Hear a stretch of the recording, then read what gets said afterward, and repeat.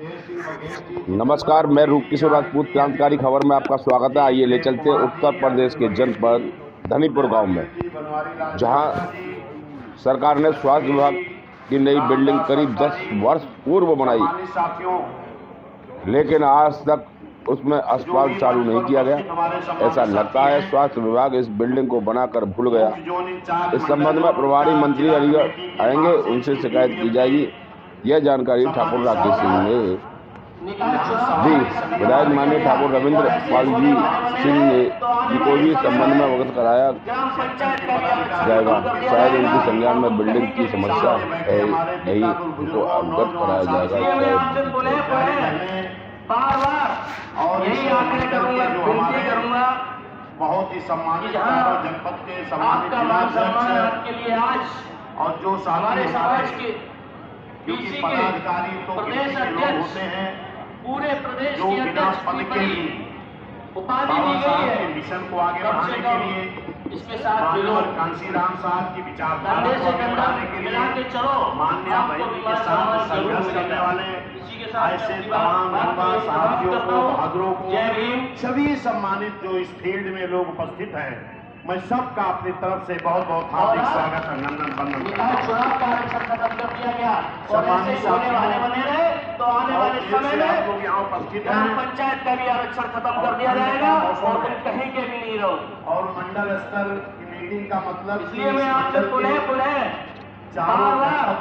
यही आग्रह करूंगा, विनती करूंगा, खंड में फिर सब जाना भी है। आपका मान सम्मान आपके लिए आज बात को हमारे समाज के समय में प्रदेश अध्यक्ष, पूरे प्रदेश के अध्यक्ष की बड़ी सबसे पहले माननीय बहन जी को कम से कम जो बहुजन समाज पार्टी के राष्ट्रीय अध्यक्ष हैं, कंधे से कंधा बहुत बहुत आभार प्रकट करना चाहता हूँ, आभार जरूर मिलता हूँ, धन्यवाद देता हूँ जो माननीय बहन जी ने एक कार्यकर्ता को इतनी बड़ी जिम्मेदारी देने का काम किया है।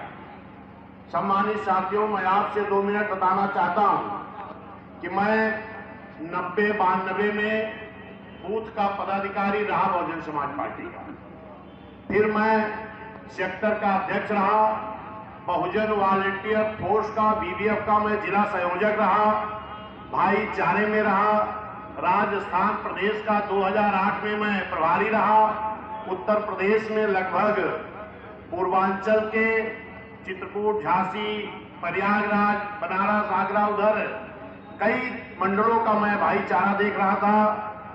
इधर आपके हमारे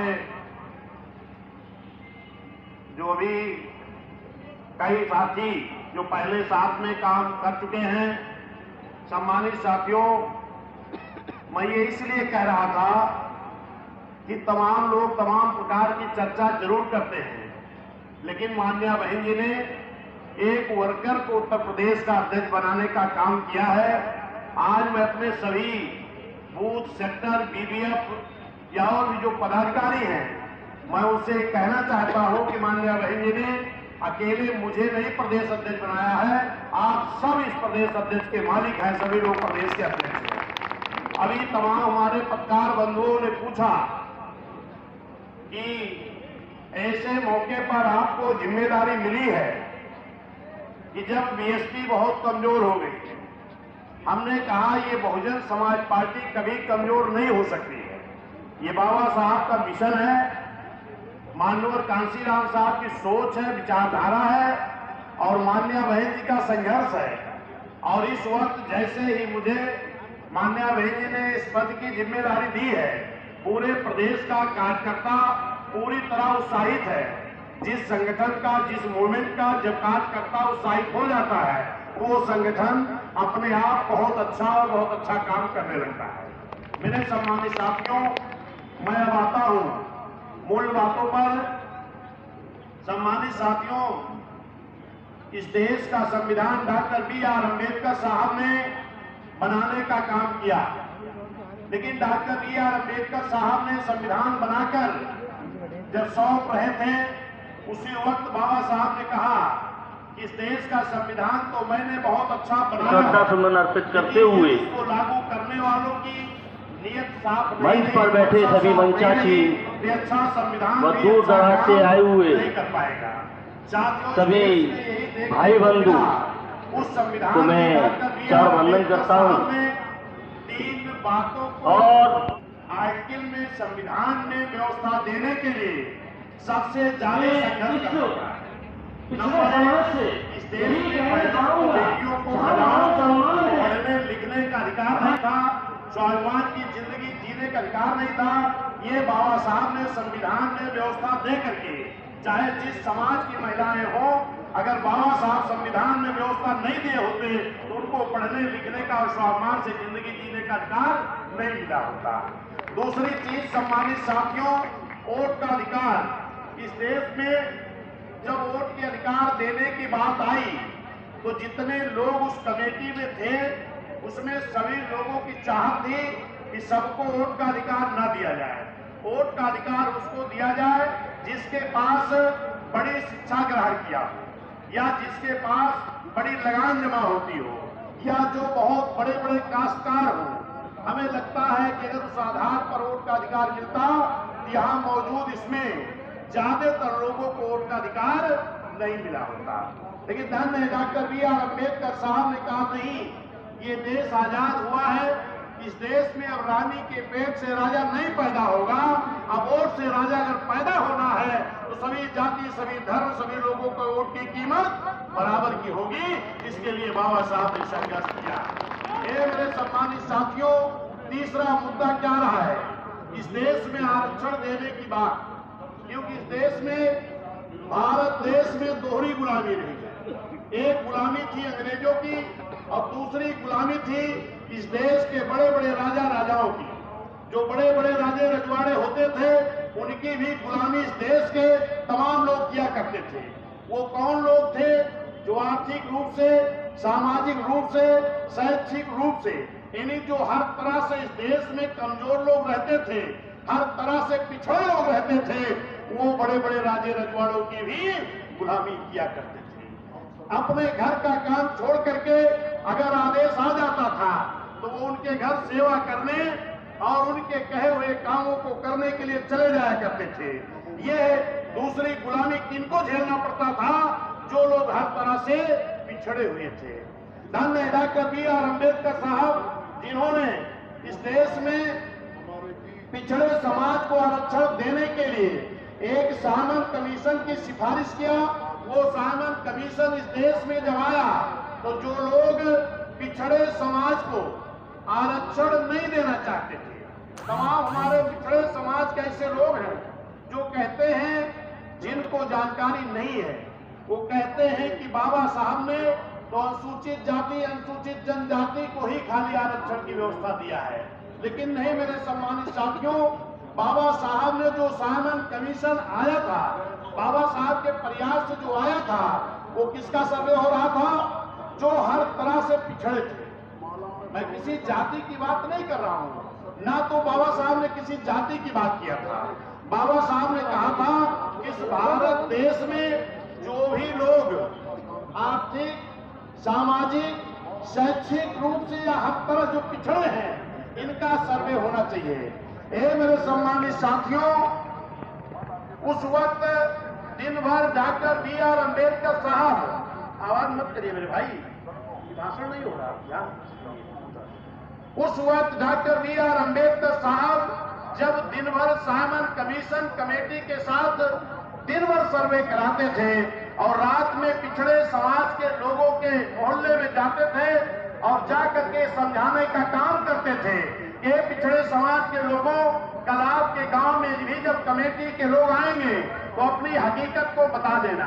ये मेरे पिछड़े समाज के लोगों, जैसे बाबा साहब उस गांव से निकल करके आते थे, तैसे जो लोग आपको आरक्षण नहीं देना चाहते थे, ऐसे लोग भी उस गांव में जाकर के पहुंच जाते थे और पूछते थे, क्या आपके गांव में डॉक्टर बी आर अम्बेडकर साहब आए थे? जब लोग बताते थे हाँ आए थे, पूछते थे क्या कह करके गए हैं, तो लोग बताते थे कि बाबा साहब कह करके गए हैं कि जो आपकी कमेटी आएगी उनको पूरी सच्चाई बता करके उस सूची में नाम दर्ज करा देना। तुरंत वो लोग कहते थे, अगर आप लोग बाबा साहब की बात को मान गए, उस सूची में नाम दर्ज करा दिए तो आप लोग शूद्र हो जाओगे, अछूत हो जाओगे, छोटी जाति में हो जाओगे। मेरे पिछड़े समाज के साथियों, उस वक्त बाबा साहब की बातों को जिन लोगों ने नहीं माना वो लोग पिछड़े रह गए, और जिन लोगों ने बाबा साहब की बात को मान लिया उस सूची में नाम दर्ज हुआ। समतल एरिया के लोगों का नाम जब सूची में दर्ज हुआ तो अनुसूचित जाति में हो गए, और पहाड़ी क्षेत्रों के लोगों का जो नाम दर्ज हुआ वो अनुसूचित जनजाति हो गए, यानी एससी और एसटी हो गए। और जिन लोगों ने बाबा साहब की बात को नहीं माना, अपने दुश्मनों की बात को माना, वो क्या रह गए? पिछड़े के पिछड़े। हमने क्या कहा? किसका सर्वे हो रहा था? पिछड़ों का, किसी जाति का नहीं हो रहा था।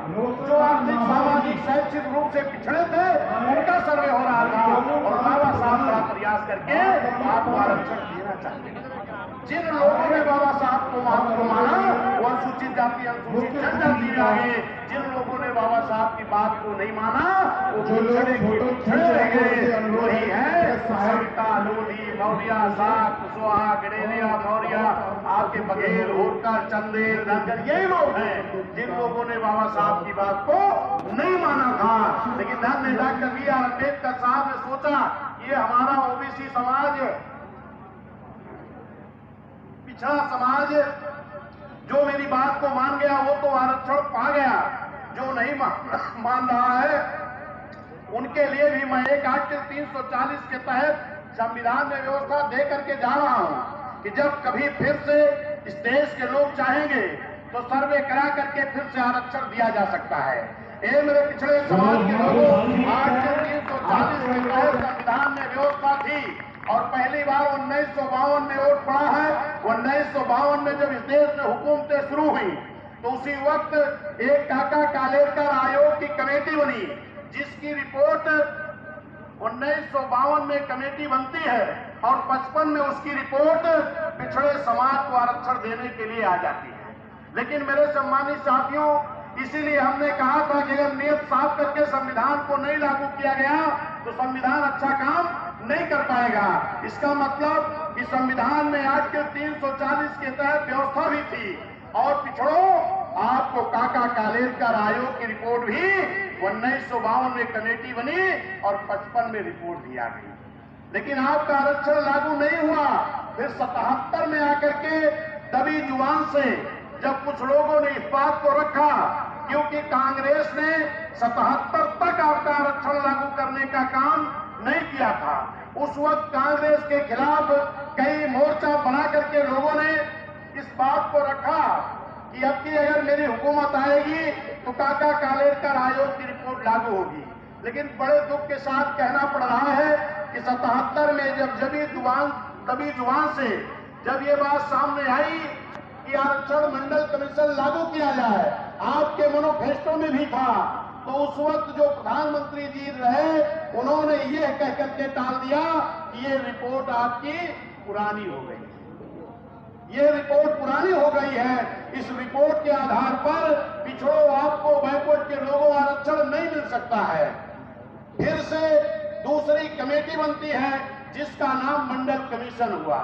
मंडल कमीशन की रिपोर्ट भी 78 तक आ जाती है, लेकिन मेरे पिछड़े समाज के लोगों 78 में भी आपका आरक्षण नहीं मिलता है।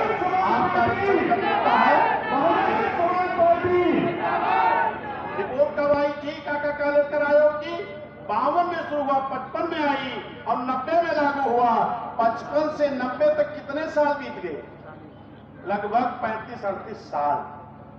ये मेरे ओबीसी समाज, पिछड़े समाज के लोगों जरा ध्यान दीजिए कि 35 सालों तक संविधान में व्यवस्था होने के बाद भी, कमेटी की रिपोर्ट आने के बाद भी आपका आरक्षण नहीं लागू हुआ।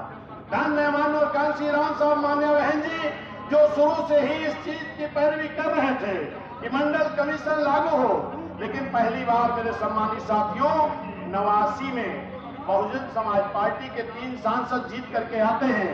बिजनौर से बहन कुमारी मायावती जी, आजमगढ़ से रामकृष्ण यादव जी, और आपके पंजाब से हरभजन सिंह लाखा जी। तब माननीय कांसीराम साहब कहते हैं कि ये तीनों सांसद, माननीय बहन जी, आप पार्लियामेंट को नहीं चलने देंगी और मैं वोट क्लब बोर्ड पर रैली करने चल रहा हूं। और ये पूरे देश में बहुजन समाज के लोग ये तब तक आंदोलन करते रहेंगे जब तक मंडल कमीशन लागू नहीं हो जाता है। क्या नारा लगा था उस वक्त कि मंडल कमीशन लागू करो वरना कुर्सी खाली करो। ए मेरे सम्मानित साथियों, माननीय बहन जी पार्लियामेंट के अंदर में और माननीय कांशीराम साहब वोट क्लब बोर्ड पर और पूरे बहुजन समाज के लोग पूरे भारत देश में आंदोलन कर रहे थे।